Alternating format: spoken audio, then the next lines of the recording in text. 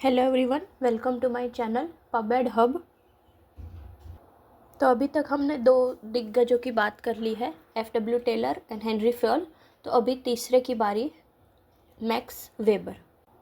तो Max Weber के main topic रहेंगे about his life, its contribution यानी कि उनकी किताबें, bureaucracy, concept of power and authority, types of authority या फिर leadership, organisation and administration, Weberian model of legal rational bureaucracy, ideal type of bureaucracy, उनके criticism, post Weberian developments, application in public administration and last conclusion. तो इस video के लिए मेरे source है public administration by M Laxmikanth, M K Mohanty sir यानी कि synergy IAS के नोट्स।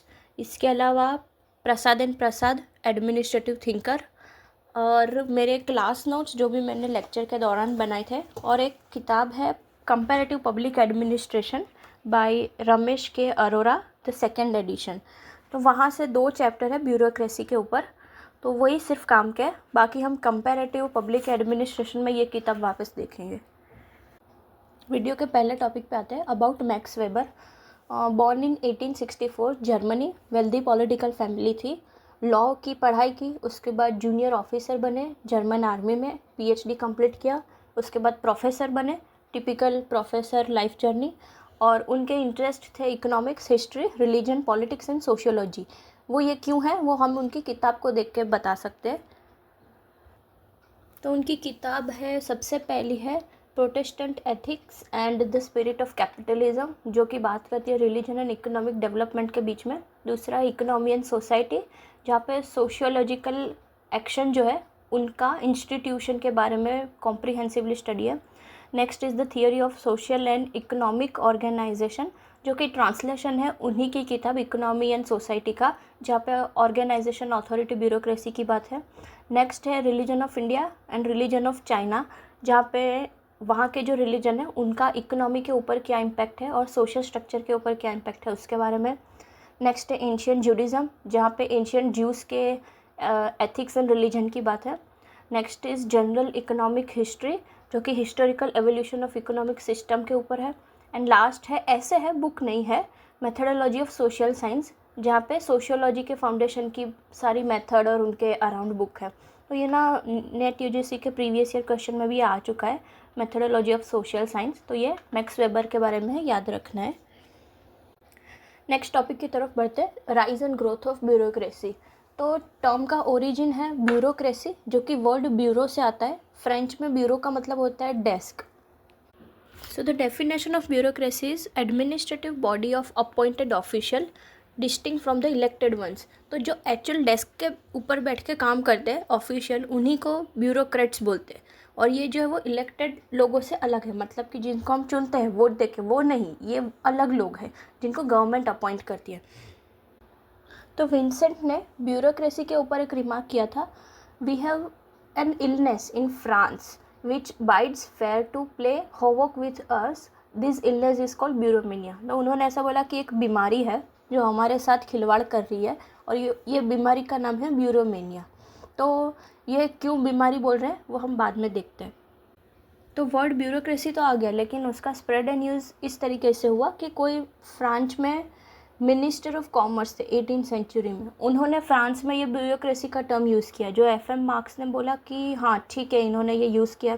उसके बाद जर्मनी में गया, उसके बाद वो इंग्लिश में ट्रांसलेट हुआ, और फिर जाके कहीं बाकी सब लैंग्वेज में भी ये यूज़ किया गया। इसके अलावा ये जो थॉमस है, उन्होंने ये ब्यूरोक्रेटिक टर्म का जो ये स्प्रेड हो रहा था उसको ऐसा बोला कि कॉन्टिनेंटल न्यूसेंस है। तो अभी तक आप देख रहे होंगे कि ब्यूरोक्रेसी को बहुत अच्छा नहीं बोल रहे, कोई बोल रहे बीमारी है, कोई बोल रहे न्यूसेंस है। तो वो क्यों है? क्योंकि तब तक ना ब्यूरोक्रेसी को बहुत नेगेटिव लाइट में लिया जाता था, उसके बारे में हम आगे बात करेंगे। क्लासिकल राइटिंग्स आती है ब्यूरोक्रेसी में, तो वहाँ पे नाम आता है Karl Marx, Max Weber, Robert का, गैटानो मॉस्का। इन सब लोगों ने तो लिखा ही, लेकिन जो सिस्टमेटिक और साइंटिफिक स्टडी थी ब्यूरोक्रेसी की, वो मैक्स वेबर ने चालू किया, तो इसीलिए उनको फादर ऑफ ब्यूरोक्रेसी भी बोला जाता है। कार्ल मार्क्स के बारे में मोहित भट्टाचार्य ने एक बात नोटिस किया है कि उन्होंने ना ब्यूरोक्रेसी को सेंट्रल पोजीशन नहीं दिया है। मार्क्स ने ब्यूरोक्रेसी को एज अ डोमिनेशन देखा है कि वो डोमिनेट क्लास के जो इंटरेस्ट है उन्हीं के बेस पे स्टेट के इंटरेस्ट को बताते हैं। तो क्या होता है कि वो हेल्प करता है रूलिंग क्लास को अपना कंट्रोल मेंटेन करने के लिए बाकी अदर सोशल क्लास के ऊपर। तो ब्यूरोक्रेसी लोगों के लिए नहीं है, वो पावरफुल लोगों के लिए है जो ऑलरेडी पावर में या फिर डोमिनेंट पोजीशन पे है। तो ये कार्ल मार्क्स के व्यू थे। तो अगर एमसीक्यू में आता है तो आपको याद रखने के कार्ल मार्क्स ने बहुत पॉजिटिवली ब्यूरोक्रेसी को पॉइंट आउट नहीं किया है। नेक्स्ट है रॉबर्ट मिशेल। तो इन्होंने अपनी बुक पॉलिटिकल पार्टीज़ में बोला है कि ब्यूरोक्रेसी जो है वो आयरन लॉ ऑफ ओलिगार्की है। अब अगर ओलिगार्की का मतलब पता है तो ओलिगार्की, आर्की और ओली ये दो अलग वर्ड है। तो इसका मतलब है very few people control this system. तो ब्यूरोक्रेसी भी वैसा ही है जैसे कि large organization naturally develop bureaucratic sector because of concentration of power on the hands of few. बहुत ही कम लोगों के हाथ में, बड़े ऑर्गेनाइजेशन में भी ऐसा ही होता है। So this results in elite domination and makes internal democracy within the large organization almost impossible. तो हम ये बात नहीं कर सकते कि बहुत बड़ा ऑर्गेनाइजेशन है वहाँ पे डेमोक्रेसी होगी, नहीं हो सकती भाई, क्योंकि यहाँ पे बहुत कम लोगों के हाथ में बहुत सारा पावर होता है। इसी को ओलिगार्की बोलते हैं। तो याद रखना है कि रॉबर्ट ने इसको आयरन लॉ ऑफ ओलिगार्की बोला है। Next is Gaetano मॉस्का।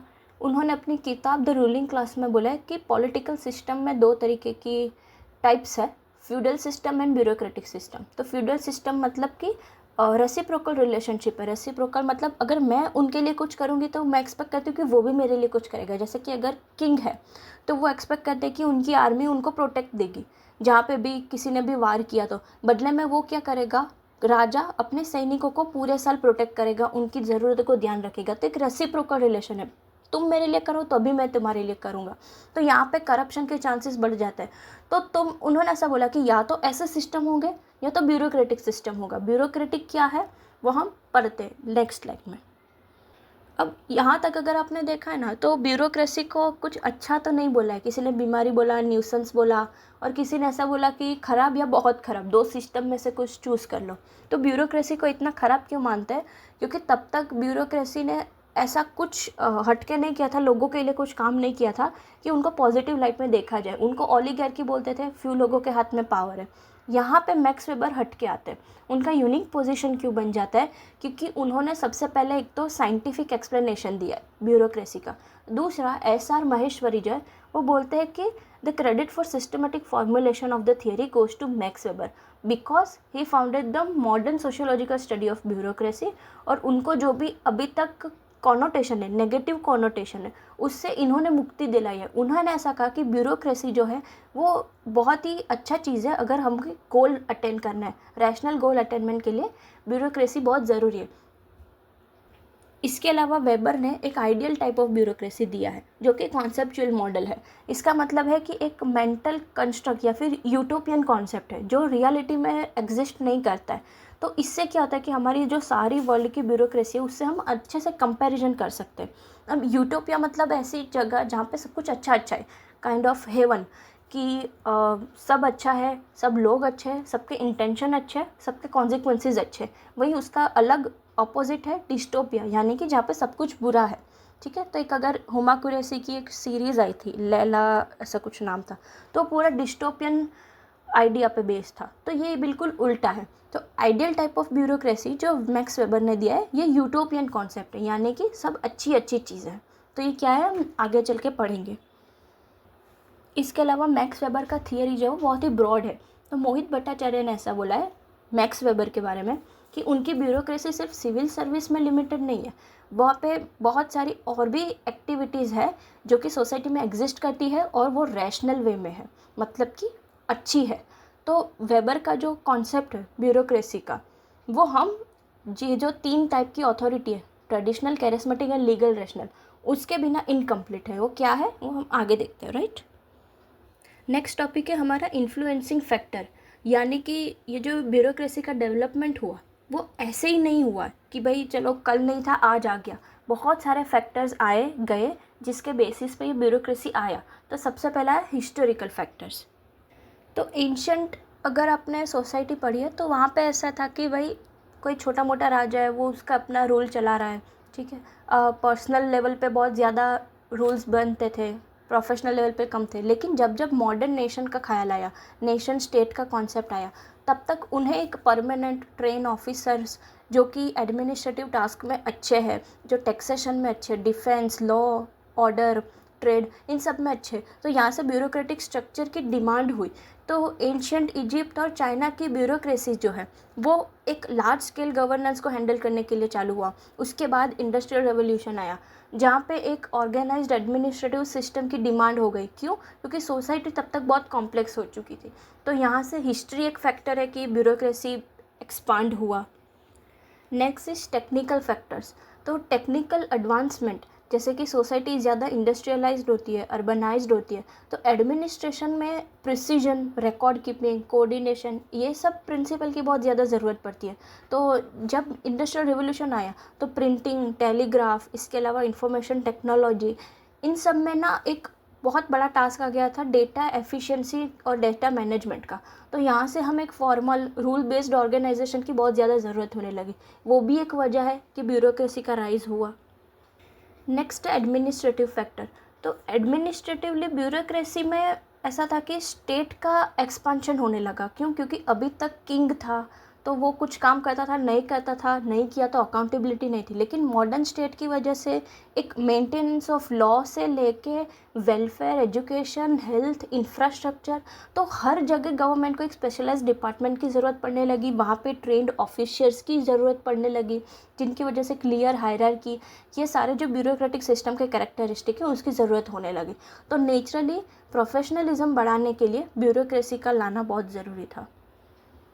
Next is rule of law. तो रूल ऑफ लॉ ऐसा कहता है कि no one is above the law. तो एडमिनिस्ट्रेशन को भी लीगल फ्रेमवर्क के अंदर रह के ही काम करना है। तो ब्यूरोक्रेसी एक लीगलिटी और यूनिफॉर्मिटी का एक इंस्ट्रूमेंट बन गया कि हाँ भाई ठीक है, अगर पॉलिसीज़ है इम्प्लीमेंट करना है तो इम्पार्शलिटी करेंगे, रैशनलिटी करेंगे, ना ही कि अपने पर्सनल व्यू या फिर अपने पर्सनल इंटरेस्ट के बेस पे होगा। तो यहीं से लीगल रैशनल अथॉरिटी की शुरुआत हुई, जो का बेस होता है रूल ऑफ लॉ ट्रेडिशन। तो जैसे ये नेशन स्टेट का कॉन्सेप्ट बनने लगा तो ब्यूरोक्रेसी के भी कुछ कुछ कैरेक्टरिस्टिक आने लगे, जैसे कि वो पॉलिटिकली न्यूट्रल होना चाहिए। भाई आज भी आईएएस या यूपीएससी के अगर इंटरव्यू देखो तो वो कहीं पे भी किसी की भी साइड नहीं ले रहे होते, पॉलिटिकली न्यूट्रल। भाई जो इलेक्ट होके आया वही हमारे माई बाप है। एथिकली अपराइट और कमिटेड टू पब्लिक सर्विस, ये आज भी टॉप 3 कैरेक्टरिस्टिक है किसी भी ब्यूरोक्रेट्स के। तो यहाँ पे पर्सनल एम्बिशन और अपना क्लास डोमिनेशन, क्लास इंटरेस्ट, ये सबको साइड में रखना है। तो इस वजह से ब्यूरोक्रेसी एक रिजिड, सेल्फ सर्विंग और एलिट्स में से निकल के जहाँ पे पब्लिक वेलफेयर और गवर्नमेंट का रोल बहुत ज़्यादा बढ़ने लगा। इस वजह से एफिशिएंसी भी ब्यूरोक्रेसी की बढ़ने लगी। इसके अलावा लास्ट है कि मॉडर्न गवर्नमेंट। तो मॉडर्न टाइम में ब्यूरोक्रेसी के 2 रोल आ गए, एक तो इंजन ऑफ द गवर्नमेंट, दूसरा पोटेंशियल सोर्स ऑफ रिजिडिटी। तो पॉजिटिव अगर देखा जाए तो कंटिन्यूटी होती है, स्टेबिलिटी होती है, गवर्नमेंट में एक्सपर्टीज़ लाते। नेगेटिव साइड क्या होती है? Red tapism, lack of innovation, resistance to change. तो यहाँ पे गवर्नमेंट की रिक्वायरमेंट होने लगी कि ब्यूरोक्रेसी मोर ट्रांसपेरेंट है, अकाउंटेबल है, सिटीजन ओरिएंटेड है। तो वेबर ब्यूरोक्रेसी यहाँ पे बहुत ही परफेक्टली बैठती है। सो ये थे factors affecting the rise of bureaucracy. Next topic है power, authority and control by the Max Weber. तो अभी तक ना हम ये 3 चीज़ों के बीच में ज़्यादा बहुत फ़र्क नहीं बता पाते कि पावर यही है, अथॉरिटी है, मेरे पास अथॉरिटी है, मेरे पास पावर है। लेकिन ये इंटरचेंजेबली यूज़ होने वाले टर्म्स नहीं है, उसमें बीच में डिफरेंस है। तो आज पहले हम ये समझ लेते हैं। So first is power. So power is simply the ability to enforce one's will despite the resistance. मतलब अगर लोगों की मर्ज़ी है, नहीं है, एग्री है, नहीं है, लेकिन जो पर्सन या फिर ग्रुप है जिनके पास पावर है वो फिर भी एक्ट करेंगे जिन वे में उनको करना है। जैसे कि तुम्हारी मर्ज़ी है, नहीं है, जीएसटी रिफॉर्म आ चुके हैं, ठीक है, तो ये होता है गवर्नमेंट का power. So power is about capacity to influence behaviour whether और not others will accept it willingly, right. Next है authority. Authority is a legitimate form of power. It is regulated and accepted use of power recognised by those who are ruled, right. तो इसका मतलब यह है कि जिनके ऊपर rule होना है, यानी कि प्रजा, तो ये प्रजा की मर्ज़ी से उनके एक्सेप्टेंस ऑफ पावर से अथॉरिटी आती है। तो लेजिटिमेट कब बनता है, जैसे पावर है, पावर लेजिटिमेट तब बनता है जब लोगों की मर्ज़ी शामिल हो। तो वहीं जब मर्ज़ी शामिल होती है तब वो अथॉरिटी कहलाती है। तो पावर शायद से लीगल हो सकता है, नहीं हो सकता है, लेकिन अथॉरिटी हमेशा लीगल ही होगी। क्यों? क्योंकि वहाँ पे लोगों की मर्ज़ी है। जैसे कि अगर मैं कल को उठ के अपने एरिया में बोल दूँ कि मेरी ही चलेगी ये वो, तो वो शायद पावर है, राइट। लेकिन मैं तरीके से इलेक्ट होके अपने एरिया की MP MLA बन के जाऊँ और फिर मैं जो रूल लगाती हूँ तो वो होती है अथॉरिटी। तो ये डिफरेंस है एक्सेप्टेंस का। सो वेबर ने बोला है ऑथोरिटेरियन पावर ऑफ कमांड, मतलब the right to issue order and expect obedience because the power is seen as rightful and justify. तो अगर जज क्रिमिनल को या फिर टीचर स्टूडेंट्स को या फिर पुलिस ऑफिसर एक लॉ को लागू करते, तो वो सब भी एक लेजिटिमेट अथॉरिटी के अंदर आता है, ना कि जस्ट पावर के अंदर, right. Next is control. So control refers to the structured or organized exercise of power. So it's how power is applied within the system of rules and hierarchy. जैसे कि अगर कोई ऑफिसर है या फिर कोई गवर्नमेंट का डिपार्टमेंट है, तो उनका कंट्रोल मैकेनिज्म क्या क्या होगा? सुपरवाइज, मॉनिटर, इवेल्यूएशन, जिसकी वजह से वो मेक श्योर करते हैं कि अथॉरिटी जो है वो एक रूल के अंदर, एक रेगुलेशन के अंदर काम कर रही है, ना कि आर्बिटरीली अपने मन से काम नहीं कर रही है। जो दिया गया है लीगल फ्रेमवर्क उसी के बेस पे। तो पावर होता है जहाँ पे मर्जी नहीं होती, अथॉरिटी जहाँ पे लोगों की मर्जी होती है, और कंट्रोल एक परफॉर्मेंस इवेल्यूएशन या फिर एक फीडबैक मैकेनिज्म होता है कि जहाँ पे अथॉरिटी सही तरीके से यूज़ हुई कि नहीं, वो देखने की जिम्मेदारी कंट्रोल की है। तो ये तीनों के बीच में आई होप आपको फ़र्क समझ में आ गया होगा। देखो ये इन डेप्थ वीडियो है, तो यहाँ पे मेरी ड्यूटी है, जब मैं टाइटल में इन डेप्थ डालती हूँ तो मैं वो जस्टिफाई करती हूँ हर एक चीज़ को आपको इन डेप्थ पढ़ाने के लिए, ताकि अगर आपने ब्यूरोक्रेसी भी देखा है तो इतनी ज़रूरत नहीं थी मुझे एक्सप्लेन करने की, मैं शायद एक टर्म में डेफिनेशन बता के निकल सकती थी। लेकिन नहीं, जब यहाँ पे मैं इन डेप्थ बोलती हूँ तो मैं इन डेप्थ पढ़ाना भी चाहती हूँ। तो इसीलिए अगर आपको लगता है कि अननेसेसरी है, लेकिन जो लोग इन डेप्थ वीडियो चाहते हैं, जो चाहते हैं कि मुझे सब चीज़ अच्छे से समझ में आए, तो ये उनके लिए है। अगर आपको ऐसा लग रहा है तो आप नीचे डिस्क्रिप्शन में मैंने टाइम स्टैम्प डाला है, आप वहाँ से जाके अपना जो भी टॉपिक पढ़ना चाहते हो वो आप वहीं जा सकते हो डायरेक्ट। नेक्स्ट टॉपिक है कंपोनेंट ऑफ अथॉरिटी। तो मैक्स वेबर ने अथॉरिटी को डिस्क्राइब किया है, वो बात तो ठीक है, लेकिन उनके अंदर जो कंपोनेंट्स आते हैं उनको भी एक्सप्लेन किया, जैसे कि रूरल्स। तो rulers are those who issue command और hold position of authority. Ruled मतलब हु आर ओबे और are subject to authority. Rulers will to influence मतलब द इंटेंशन और determination of rulers to detect the behaviour. Next is evidence of influence, जो कि एक objective है, मतलब visible outcome showing that the rules command is effective. And last is acceptance of command, यानी कि subjectivity है, the inner willingness of the ruled to accept authority as a legitimate. So next topic है types of authority based on legitimacy. So first is traditional authority. So traditional authority is the oldest form of rule, जहाँ पे custom, heritage, अपने religion, इन सब के ऊपर authority based होती है, जो कि ट्रेडिशनल होती है। सो उसमें हम दो चीज़ पढ़ेंगे, एक तो नेचर ऑफ लेजिटिमेट अथॉरिटी और दूसरा नेचर ऑफ एडमिनिस्ट्रेटिव स्टाफ। एक तो अथॉरिटी अपने आप में कैसी है, दूसरा उसके अंडर जो काम कर रहे, जो लेजिटिमेट अथॉरिटी है उसके अंदर जो स्टाफ है वो कैसे बिहेव करते, राइट। सो फर्स्ट बात करते हैं nature of legitimate authority. So traditional authority में जो लेजिटिमेसी है और राइट टू रूल है, it is based on the sanctity of than old age tradition या फिर एस्टैब्लिश्ड ऑर्डर। तो people do not obey because of law but because they believe it is right to obey someone who is power is traditional, right. तो इसमें क्या है कि हम इनकी बात इसीलिए मानेंगे क्योंकि ये हमारे ट्रेडिशन के ऊपर बेस्ड है, ना कि इसीलिए कि हमें लॉ फॉलो करने चाहिए, ना इसीलिए कि उनकी पावर लेजिटिमेट है, बस क्योंकि वो हमारे ट्रेडिशन के ऊपर बेस्ड है तो हमें उनकी बात माननी चाहिए। ये किसी भी तरीके से हो सकता है, जैसे कि कोई किंग हो गया या फिर कोई गांव का एक एल्डर पर्सन हो गया या फिर कोई पेट्रोनेज हो गया, जिनकी अथॉरिटी को पूजा जाता है, सेक्रेड, होली माना जाता है और उनको ऑनर्ड करते हैं लोग, तो पूजनीय है, उन्हीं की बात वो मानते हैं। ये होता है traditional authority. According to Weber, legitimacy come from two main source. First, the tradition itself, which governs the certain area of life, and next is chief's personal prerogative, यानी कि उनकी freedom to decide according to which custom और wisdom is based. मतलब या तो tradition है, उनके वही सोर्स है पावर का कि भाई हाँ हम इनकी बात मानेंगे क्योंकि ये हमारे ट्रेडिशन के ऊपर है. दूसरा चीफ का जो भी यानी कि राजा है या गांव का एल्डर पर्सन है या फिर जो भी है, उनके अपने पर्सनल विचार, आइडिया ऑफ फ्रीडम कि ये कस्टम होना चाहिए. जैसे होता है ना कि गांव में आज भी किसी ने अगर कोई बात बोल दिया कि भाई ये पेड़ पे ये फूल चढ़ाने से बेटा होता है, तो सभी लोग वो डिसाइड करते हैं कि हाँ भाई हम इनकी बात मानेंगे. क्योंकि हमें बेटा चाहिए, वो ट्रेडिशन का पार्ट है. और दूसरा ये चीफ ने बोला है, इन्होंने बोला होगा तो सही ही बोला होगा. So there are no formal rules, right. और एक तो यहाँ पे फॉर्मल रूल नहीं होता. दूसरी बात, if new situation are arised, so the decision are based on the past judgement और रिस्पेक्टेड रूरल्स कि इन्होंने पहले ये बोला था, हमारे दादा के टाइम के जो राजा थे उन्होंने ये डिसीजन दिया था तो हम ये दे देंगे. रादर इट इज़ रैशनल और नॉट, लेकिन जो पास्ट डिसीजन है उन्हीं के बेस पे करंट सिनारियो में रूल होता है. ये होता है ट्रेडिशनल अथॉरिटी के नेचर.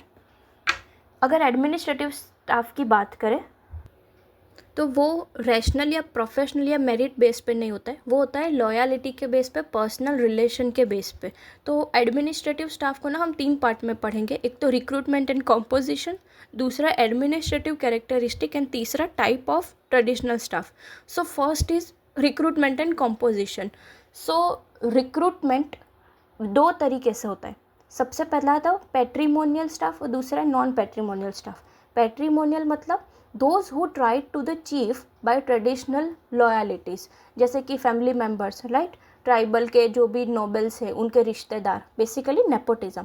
एंड सेकंड आता है नॉन पैट्रीमोनियल, यानी कि those who serve the ruler through personal loyalty, जैसे कि उनके फेवरेट्स हो गए, राइट.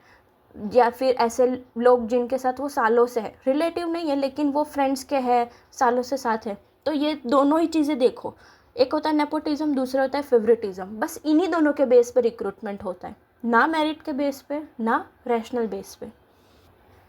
इसके अलावा अगर प्रमोशन चाहिए तो राजा से तुम्हारे रिश्ते कैसे, kinship ties, through even slaves और servant can rise to the high position if they earn the rulers personal trust.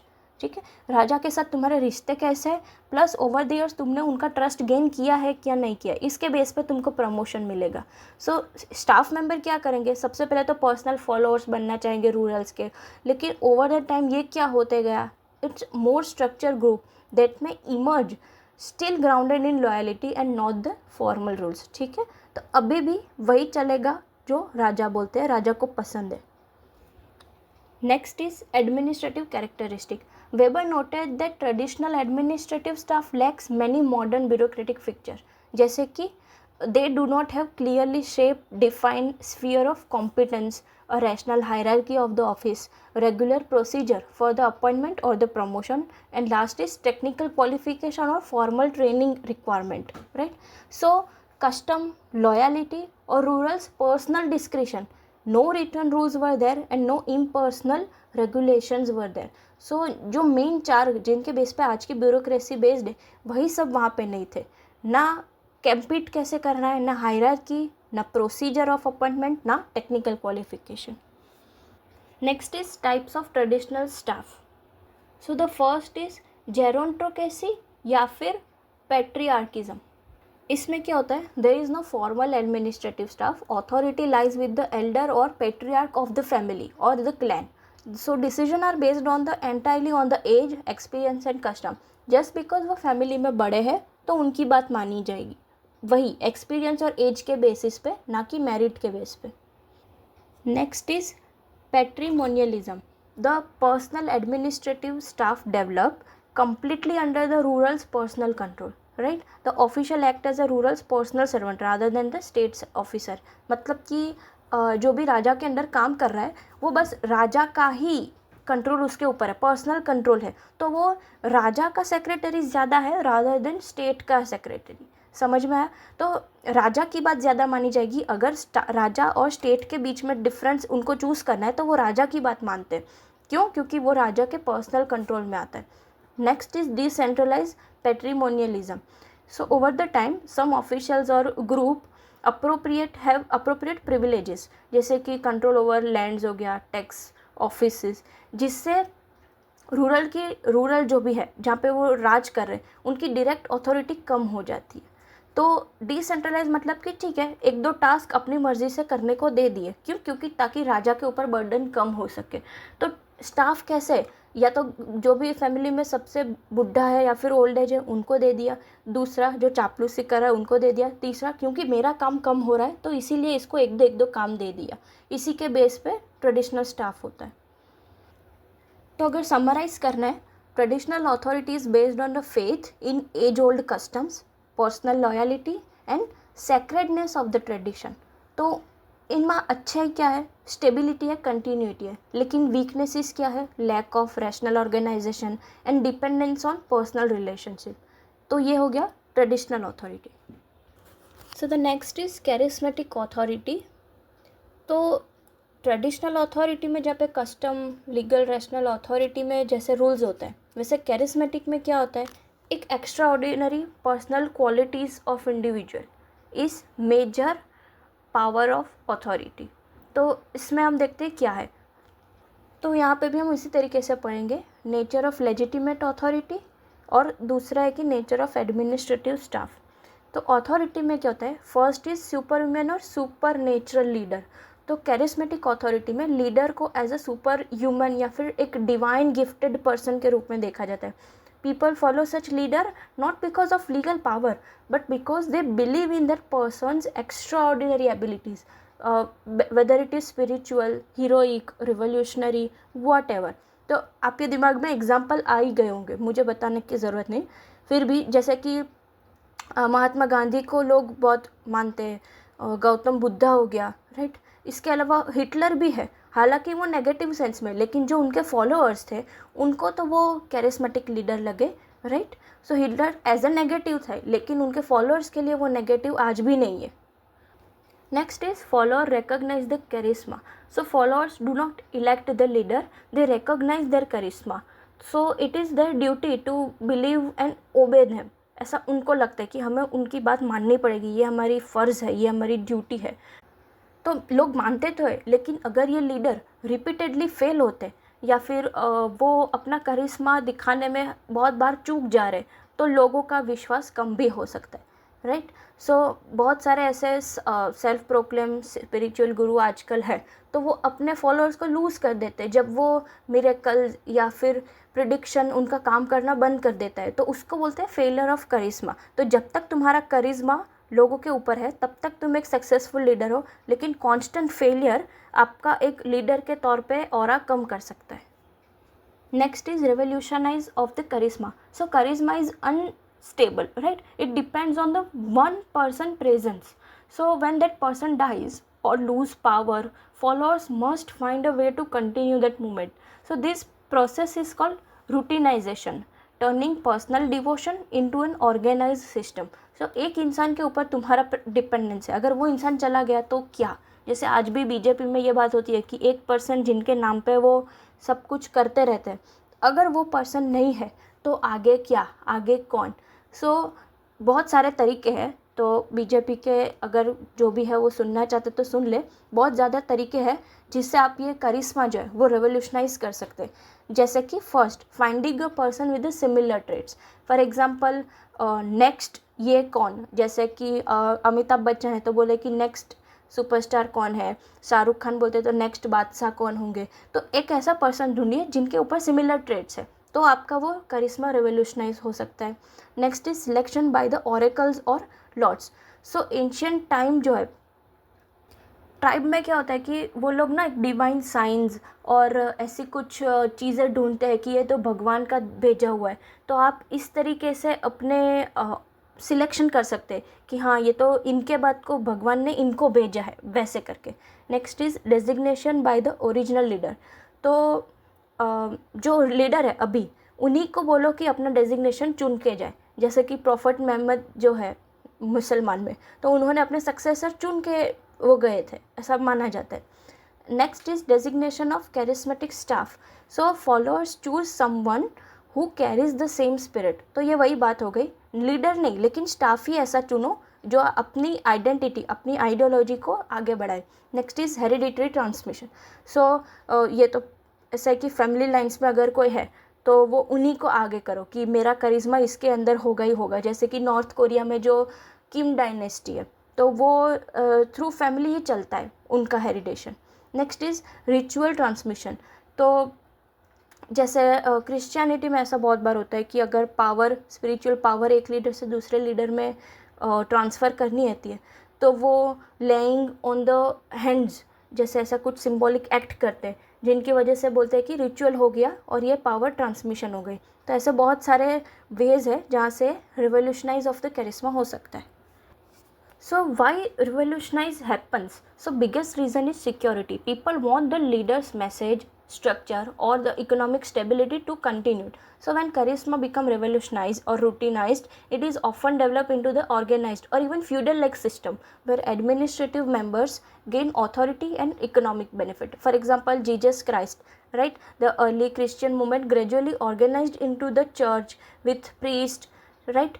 Popes, a stable institutionalized form, what we once saw as a popularly charismatic movement. Next is routinize in an anti-authoritarian way. So sometimes charisma do not turn into tradition or bureaucracy, instead it mixes with the democracy. So this happens through plebiscites यानी कि लोकमत, where people approve their leader through election by giving democratic appearance to the charismatic leader. For example, Napoleon had a plebiscites where citizens voted to confirm him as a ruler. This gave him legitimacy while keeping his personal authority. तो यहाँ पे मोदी जी का बिल्कुल फटाफट example आ जाएगा क्योंकि उन्होंने भी अपने करिश्मा के बेस पे, करिश्मेटिक पर्सनालिटी के बेस पे एक डेमोक्रेसी में रह के इलेक्ट होके लोगों की वोट, लोगों की भरोसा जीत के उन्होंने एज ए रूरल काम किया. ओके, ये तो हो गया नेचर ऑफ कैरिस्मेटिक अथॉरिटी. अब होता है नेचर ऑफ एडमिनिस्ट्रेटिव स्टाफ. तो एडमिनिस्ट्रेटिव स्टाफ कैसा होगा कैरिस्मेटिक अथॉरिटी में? So first is the characteristic of pure charismatic authority.